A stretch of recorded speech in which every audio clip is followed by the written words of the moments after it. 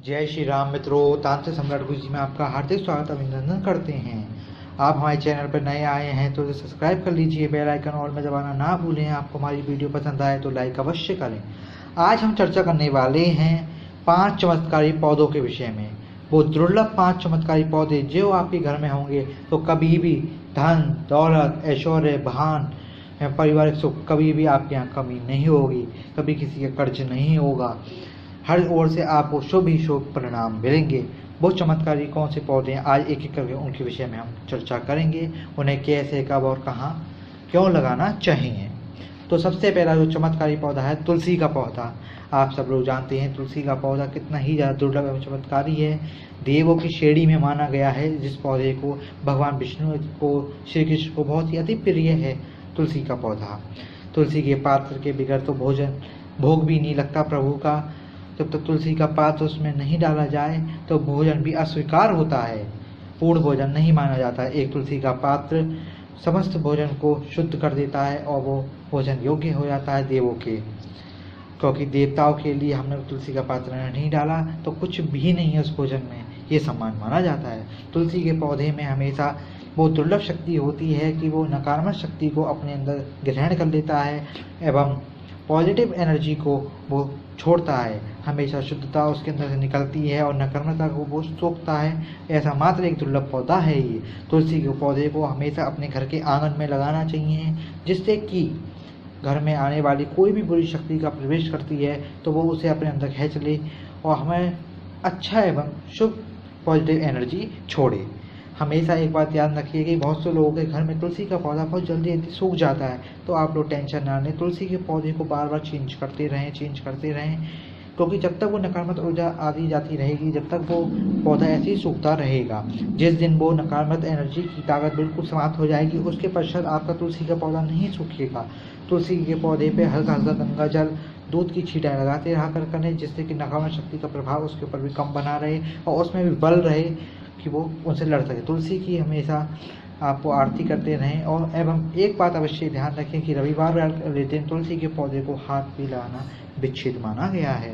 जल इत्यादि पूजा नहीं करी जाती है रविवार वाले दिन। अब चर्चा करते हैं दूसरे पौधे की। दूसरा पौधा है केले का पौधा। केले के पौधे को हमेशा घर के पीछे लगाना चाहिए। केले का पेड़ भगवान विष्णु का प्रिय है, बृहस्पति ग्रह का सुख सौभाग्य प्रदान करने वाली ग्रह का वो प्रतीक माना गया है। हमेशा केले के पेड़ में जल चढ़ाने वाला एवं पीली दाल चढ़ाने वाला, चने की दाल एवं भोग प्रसाद लगाने वाले व्यक्ति की सुख समृद्धि बनी रहती है। एक कहावत है ये कि हमेशा आगे बेर। तीसरा पौधा है आगे बेर का पौधा। बेर के पौधे को हमेशा लगाना चाहिए आगे। तो आपको एक कहावत और मैं बता दूं, पीछे केला आगे बेर, फिर देख तू लक्ष्मी का खेल। ये कहावत बिल्कुल सत्य है। जिससे घर में पीछे केले का पेड़ लग रहा होगा और आगे बेर का पौधा लग रहा होगा, उस घर में सदा लक्ष्मी टिकी रहेगी। उस घर से लक्ष्मी कभी भी नहीं जाएगी, कभी रुष्ट नहीं होगी। इस बात को अवश्य ध्यान रखें। बेर के पेड़ की भी हमेशा आप पूजा करें। बेर का पौधा भी आपको हमेशा अपने घर के आगे लगाना है, बाहर लगाना है घर के गेट से। और केले का पौधा घर के अंदर बिल्कुल पीछे लगाना है। पीछे अगर घर में कोई ट्रैक्टर टाइप हो तो उस पर भी नीचे लगा सकते हैं, अन्यथा ऐसी धूप की भी आवश्यकता नहीं होती है। केले के पेड़ को कम धूप में भी हो जाया करता है। परंतु एक बात विशेष ध्यान रखें, केले के पेड़ को 4 फुट से लंबा ना होने दें।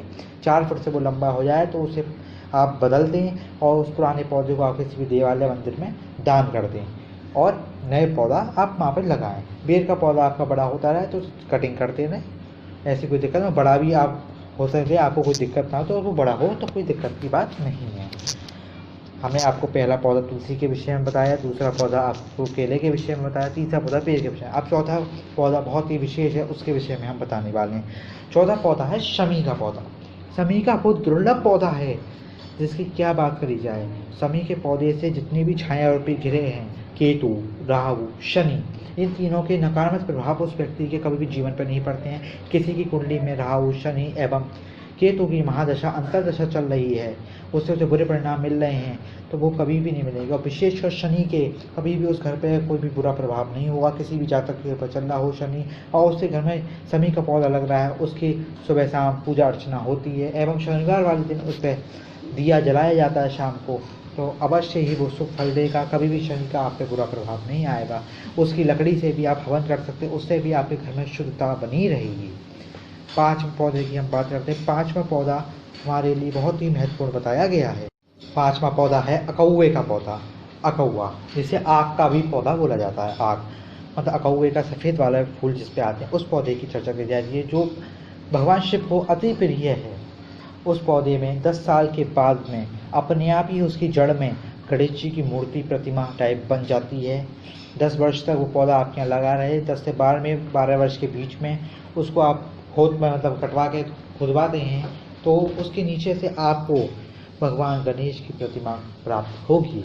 इसका आप विशेष ध्यान रखें, विशेष ध्यान रखना है इस चीज़ का। इस पौधे को लगाने से घर में संघार जिसे शिव कहा गया है उसकी शक्ति बनी रहती है। उस घर में कभी भी अकाल मृत्यु नहीं होती है। उस घर में सब ओर से शुभता मिलती है। उस घर में कभी वाहन दुर्घटना नहीं होती है। चोट चपेट का वो बना नहीं रहता है। अकाल मृत्यु का भय कभी बना नहीं रहता है जिस घर में आग का पौधा लगाया जाता है, जिसे कौवे का पौधा कहते हैं। आज हमने आपको बताई 5 चमत्कारी पौधों के विषय में। इन्हें आप अवश्य अपने घर में लगाएं और इनके फल को प्राप्त करें और हमें कमेंट में बताएं कि आपको इसका कैसा प्रभाव मिला। आज की चर्चा में बस इतना ही मित्रों। आपका दिन शुभ हो। जय श्री राम।